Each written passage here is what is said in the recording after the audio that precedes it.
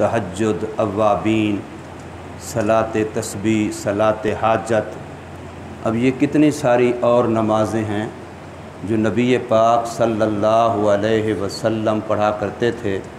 پھر وہاں سے لے کر کے آج تک امت کے اندر جو نیک لوگ ہیں وہ پڑھتے ہیں، اور ان کو اس سجدے میں اتنا حظ اور لذت آتی ہے اللہ کے ساتھ دل کے اندر محبت ہونے کی وجہ سے۔ اور محبت دل کے اندر پیدا کی جاتی ہے، اللہ تبارک و تعالی کی محبت دل کے اندر محنت کر کے پیدا کی جاتی ہے، اور جب یہ محبت پیدا ہوتی ہے تو پھر اطاعت آسان ہو جاتی ہے۔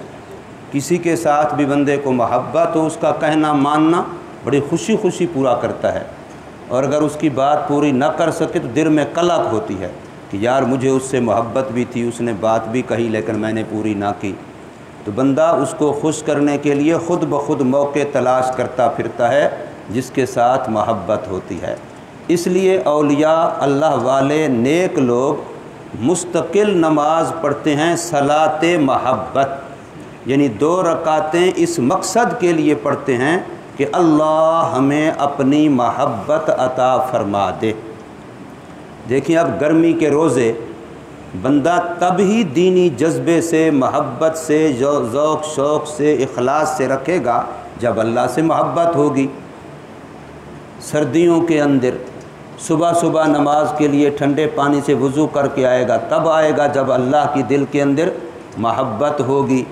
اپنے خون پسینے کی کمائی میں سے زکوٰۃ کے نام سے، عشر کے نام سے، فطرانے کے نام سے پیسے خرچ کرے گا، تب کرے گا جب دل کے اندر اللہ کی۔ تو ساری شریعت کے اندر جو اصل عمل کا داعیہ ہے وہ اللہ کی محبت ہے۔ اور یاد رکھیے محبت چیز ہی ایسی ہے جو جانبین سے ہوتی ہے، ایک جانب سے نہیں ہوتی۔ محبت ہمیشہ 2 طرف سے ہوتی ہے۔ جب بھی آپ کو اپنے دل میں اللہ کی محبت محسوس ہونے لگے تو یقین کریں کہ رب نے آپ سے محبت کی ہے، تبھی تو آپ کو اللہ کی محبت محسوس ہو رہی ہے۔ محبت جانبین سے ہوتی ہے۔ رمضان شروع ہوا، مسجد وہاں تک بھر گئی۔ رمضان چل رہا ہے لیکن مسجد کا آدھا حصہ پچھلا خالی ہو گیا ہے۔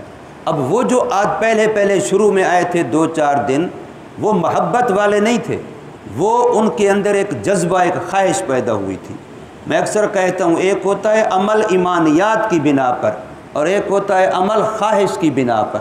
خواہش ہوئی رمضان آ گیا، لو جی سارے آ رہے ہیں تو مسجد بھر گئی، الحمدللہ، بڑی اچھی بات ہے، لیکن وہ چونکہ ایمان کی وجہ سے نہیں تھا، ایک خواہش تھی وقتی طور پر، وہ پوری ہو گئی۔ بعد 2-4 دن ان کو دیکھا، اس کے بعد آخر روز عید والے دن پھر وہ نظر آئیں گے۔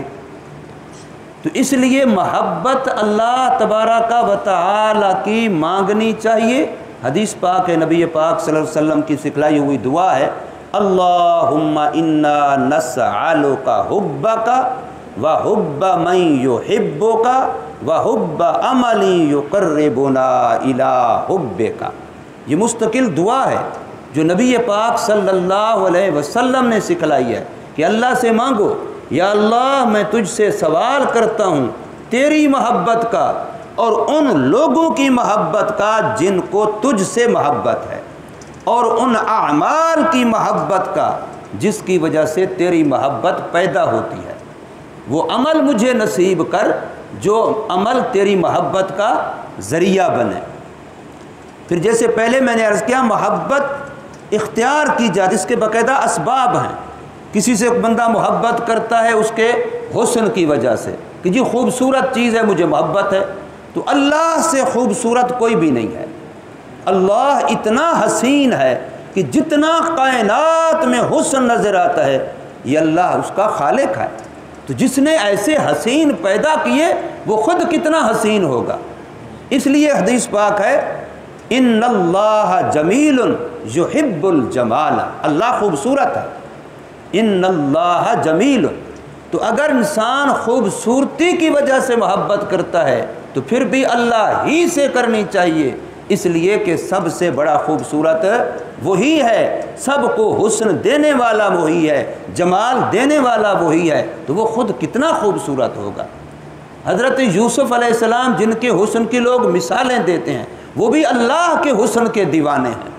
حضور صلی اللہ علیہ وسلم جن کا پورا حسن و جمال ظاہری نہیں ہوا دنیا والوں پر، ورنہ دنیا والے تاب نہ لا سکتے، وہ بھی اللہ کے حسن کے دیوانے ہیں۔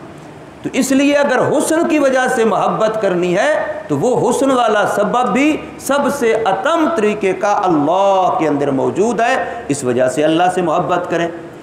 لوگ محبت کرتے ہیں مال کی وجہ سے، چونکہ فلانے کے پاس بڑا خزانہ ہے، بڑی دولت ہے، بڑا مال ہے، اس وجہ سے اس سے محبت کر رہے ہیں۔ تو جس کے پاس جو دولت آپ کو نظر آتی ہے وہ تو اللہ کی دی ہوئی ہے، تو اللہ کتنا دولت والا ہے، اللہ کے خزانے کتنا ہیں، وہ کتنا بڑا ایسا لا محدود خزانوں کا مالک ہے۔ تو اگر مال کی وجہ سے محبت کرنی ہے تو مال دولت اللہ کے ہاں وہ ہے جس کا کوئی کنارہ اور حد نہیں ہے۔ حدیث پاک ہے کہ ساری کائنات کی ساری مخلوق اپنی اپنی چاہت کے مطابق وہ خواہش کرے کہ مجھے اتنا اتنا اللہ پاک دے دے، اور اللہ ان کی خواہش کے مطابق سب کو دے دے، ان کی خواہش پوری کر دے جتنا انہوں نے سوچا ہے۔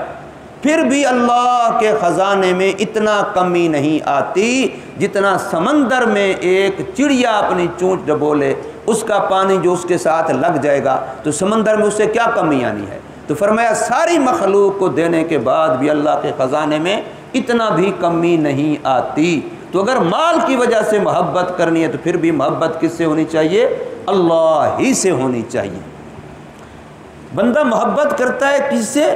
اس کے عطا و نوال کی وجہ سے۔ وہ جی سخی بڑا ہے، دیتا بڑا ہے، تو ظاہر ہے جس کو جو دے گا وہ اس سے محبت کرے گا، جس کا کھائیے اسی کا گائیے۔ تو جب اللہ تبارک و تعالی کا کوئی بندہ وہ سخاوت کرنے والا ہو، دینے والا ہو، تو لوگ اس وجہ سے اس سے محبت کرتے ہیں۔ تو کوئی کتنا دے لیکن اللہ جتنا دے رہا ہے اتنا کون دے سکتا ہے؟ اللہ تو ان کو بھی دے رہا ہے جو خدا کو نہیں مانتے، نہ ماننا تو دور کی بات، الٹا گستاخی کرتے ہیں، عجیب عجیب بدتمیزی۔ حامان کے بارے میں مشہور نہیں ہے؟ فرعون اپنے زمانے میں کہ بھی بڑا سارا پلر بناؤ، مینار بناؤ، اونچی عمارت بناؤ، میں اس کے اوپر چڑھ کے موسیٰ علیہ السلام کے خدا کو تیر مارتا ہوں۔ تو وہ تیر مارتا ہے تو تیر خون سے رنگین ہو کے واپس آتے ہیں تاکہ ان کو تسلی ہو کہ ہاں جی ہمارا تیر لگا ہے، اس کو وہ زخمی ہو گیا ہے۔ اللہ اپنے ایسے دشمن کو بھی خوش کر رہا ہے، اس کو بھی کتنے خزانے دیے ہوئے ہیں، کتنا وزارتیں عہدے دیے ہوئے ہیں۔ تو اس لیے اگر عطا اور نوال کی وجہ سے محبت کرنی ہے تو یہ محبت بھی کمال درجے کا یہ سبب بھی اللہ کے اندر موجود ہے۔ اس لیے اللہ تبارک و تعالی کی محبت، یہ میں اس لیے عرض کر رہا ہوں، یہ جو رمضان کا مہینہ ہے یہ کورس ہے، ہم نے روزے رکھے اللہ کی محبت کے لیے، تراویاں پڑھی اللہ کی محبت کے لیے، بھوک برداشت کی، پیاس برداشت کی، جائز چیزیں تھیں، حلال چیزیں تھیں، ہم نے چھوڑ دیں۔ کیوں؟ اس لیے کہ ہمارا محبوب کہہ رہا ہے، ہمیں اس سے محبت ہے، ہمیں اس سے عشق ہے، اس سے کہ عشق کی وجہ سے ہم راتوں کو جاگ رہے ہیں، دن کو بھوک پیاس برداشت کر رہے ہیں۔ تو اب یہ جو ہم نے کورس کیا ہے محبت والا، یہ صرف عید آنے تک نہ ہو کہ بس عید آئی تو محبت بھی ختم، عید آئی تو پھر اس کے بعد اللہ تعالیٰ کی اطاعت بھی ختم۔ محبت کا خاصہ اطاعت ہے۔ جو لوگ کہتے ہیں کہ مجھے نبی پاک سے محبت ہے، کیسے پتہ چلے گا؟ سنت دیکھی جائے گی۔ اگر سنت اپنا رہا ہے تو سچ کہہ رہا ہے، اگر سنت نہیں اپنا رہا تو دعوی محبت میں جھوٹ بول رہا ہے۔ اسی طریقے سے اللہ تبارک و تعالی سے محبت جب دل کے اندر آ جائے گی تو شریعت پر عمل کیے بغیر بندہ رہ نہیں سکے گا۔ جیسے پانی کے اندر مچھلی کو سکون ہے اور مچھلی پانی سے نکال دو تو بے چین ہے، مومن شریعت کے اندر رہے گا تو سکون میں رہے گا، اور اگر شریعت سے نکلے گا تو مچھلی کی طرح بے چین ہو جائے گا۔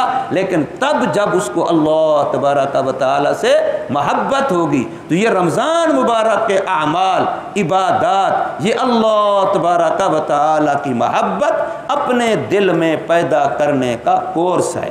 اس محبت کو اتنا مضبوط کر لیجئے کہ رمضان گزرنے کے بعد بھی ہمارے اعمال میں فرق نہ آئے بلکہ اور ترقی ہوتی چلی جائے، تب سمجھیں گے کہ ہم اپنے کورس میں کامیاب ہوئے اور ہمارے دل میں اللہ کی محبت پیدا ہو گئی۔ اللہ تبارک و تعالی ہمیں عمل کی توفیق دے۔